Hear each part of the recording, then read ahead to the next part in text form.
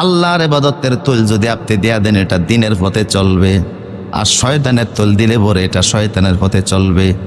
তৈল আপনি কিনবেন, তৈল আপনি দিবেন, এটা আপনার ইচ্ছা। তাইলে আমাদের শরীরের ভিতরে কয়টা অংশ? 8টা অংশ।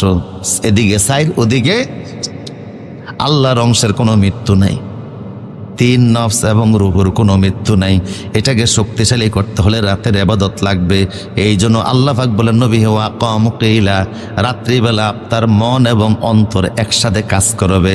রাতের ইবাদতে বেশি করে তেলাওয়াত করেন, আর এর মাধ্যমে আপনার নফসটা আমি আল্লাহর প্রতি আরো বেশি মনোযোগী হবে। ইন্না লাকা ফিন্নাহারে সাবহান তাওয়িলা, কারণ দিনের বেলায় আপনার অনেক, সাবাহান মানে হলো সাঁতার কাটা, দিনের সাঁতার কাটা মানে হলো কর্মব্যস্ততা কম না বেশি? কথা কন না কা?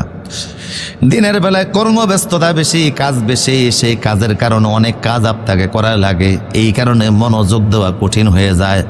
এই জন্য রাত্রিবেলা আমি আল্লাহ আপনার বিশেষ ইবাদতের নির্দেশ দিলাম, ওয়াযকুর ইসমা রাব্বিকা ওয়া তাবাত্তাল ইলাইহি তাবতিলা, বেশি বেশি করে আমি আল্লাহ জিকির করেন। আর আপনি রাত্রিবেলা বিশেষভাবে দুনিয়ার সব কাজ থেকে আলাদা হয়ে আমি আল্লাহর জন্য হইয়া যান। সুবহানাল্লাহ।